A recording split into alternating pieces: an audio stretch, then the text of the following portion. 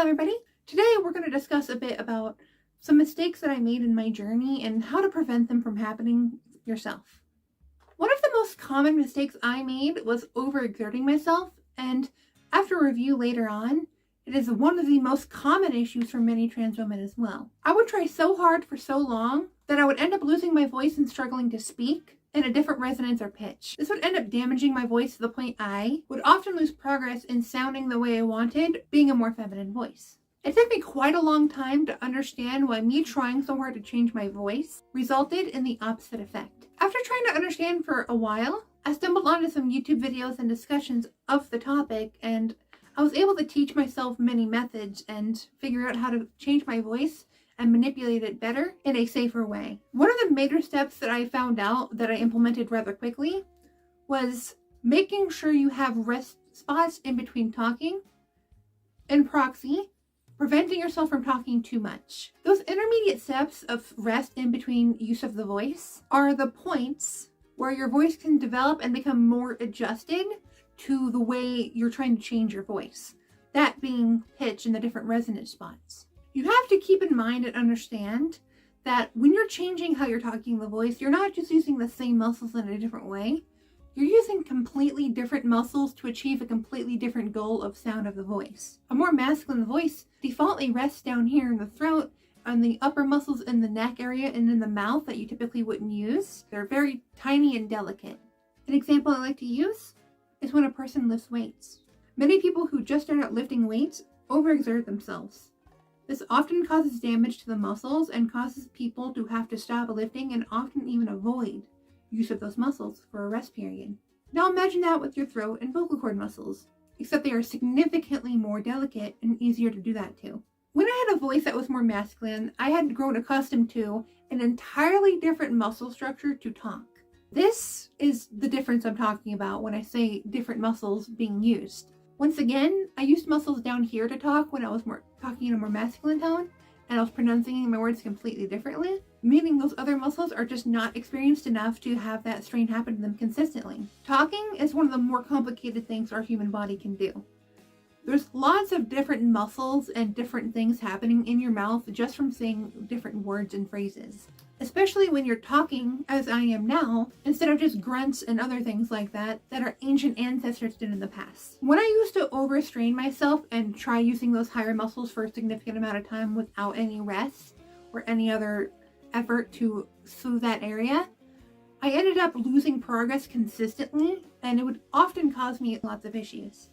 Another common mistake I made was too high of expectations. This is less of a technique issue and more of a dysphoria issue for most, such as myself, due to dysphoria. I have struggled, unfortunately, almost my entire life with dysphoria and depression, both of which often went and go hand in hand. So when I finally started making progress in my voice, I got really excited and hopeful, and a little bit impatient. Due to the progress I had already made in my voice at the time, and how quickly I was trying to do it at the time without having the issue before with the overexerting myself yet, I expected way too much for the amount of time I was giving myself to do it. I was thinking it would take me a month or two to get my voice perfect, when in actuality it takes a lot longer. I would often practice for hours on end without stopping because I wanted to change my voice as quickly as possible. And in doing so, I caused myself to get overexerted and prevented myself from making progress for a few weeks sometimes. This would often be some of my lowest moments and cause my depression and dysphoria to act up significantly more. It caused me to be super down on myself sometimes too, and it's super important to understand that with that preventive measure of letting your voice rest more often, management expectations would have become a lot easier. I often would get super angry and sad due to the issues I was having, and with that preventative measure, it can be significant towards making your voice sound better in the long run, as well as helping dysphoria quite a lot. All of this is to say that if I had known what to expect and the time frame, which ended up being about 7 months for me, I would have been significantly more happy with the little progress I was making, and I wouldn't have overexerted myself as much. It takes time to get your voice to sound the way you want it to, and it needs patience and consistency more than almost anything else.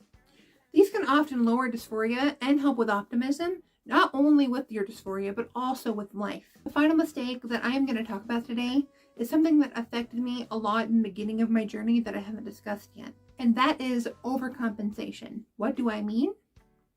Well, basically like speaking in a falsetto, or in other terms, speaking in a voice that's too high for the person. Human beings are hardwired to recognize people, not only based off height and size, but also voice, facial structure, etc., etc. This, although, is an issue for trans women, trans men, and androgynous speaking voices. The problem is, it's hard to find the right voice for yourself when you're changing how your voice sounds. You have to know some factors about yourself and kind of adjust the way you want to manipulate your voice due to those. For example, something that isn't to do with the voice that I often do to prevent that kind of instant identification of trans women in a grocery store or anywhere else is not wearing heels due to how tall I am. Making myself stand out makes it so that people judge the way I'm looking significantly more. Blending your voice in with your body type and the way your facial structure looks is a super important step towards making your voice pass and, significantly so, help dysphoria. A rule of thumb is that bigger people typically have lower voices in the feminine range, if it's a feminine person, and smaller people, thinner people have higher voices. This is just due to the amount of weight and fluctuation in the throat and how open the throat can be due to how big the person is. Even if someone is just tall and is still thin, they will still often have lower voices. Once again, this is to say we want to avoid the Minnie Mouse issue. Avoiding the Minnie Mouse issue is an important step towards making yourself pass. What is the Minnie Mouse issue? Well, like I was talking about, having your voice be too high for the body that you have can be an identifier towards you being a trans woman. So, once again, keeping a voice that fits your body type as well as many other factors better is a significant step towards making yourself pass. I imagine Minnie sounds like this quite often, but it doesn't fit my body at all because I'm not 4'3". I'm a large person, so this doesn't really fit at all. So, a medium range like here is kind of where I want to be because I'm a bit bigger of a person, I'm a bit taller, but my throat's a bit smaller, and this is the higher range of where my voice would really fit my body type. Any higher and it doesn't really fit, any lower and it seems like I'm going too low on purpose.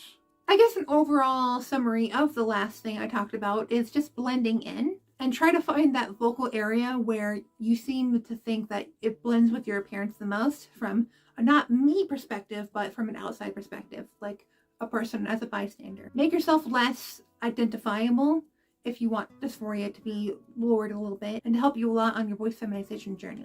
If you'd like to find that range without many of the struggles that come along with it, we are trained to find that range rather quickly and directly help and associate sounds with the kind of sound that your voice fits. Our major focus is on one-on-one lessons so that we can directly help students without all the filler of many other lesson types. So I would be pleasure to help you get to a point directly one-on-one to get to a point where your voice is good and sounds a lot more feminine, especially for the fitting body type and facial structure that you may have. Often finding the right sound for your voice is one of the harder steps, as well as just getting to the point where you can manipulate your voice enough to find that part. And I would love to help you get to that point. And you can do so pretty easily just by booking a lesson with me, which you can find in the description down below. Otherwise, I think that's all I wanted to talk about today with you guys. I hope you guys have a good rest of your day and night.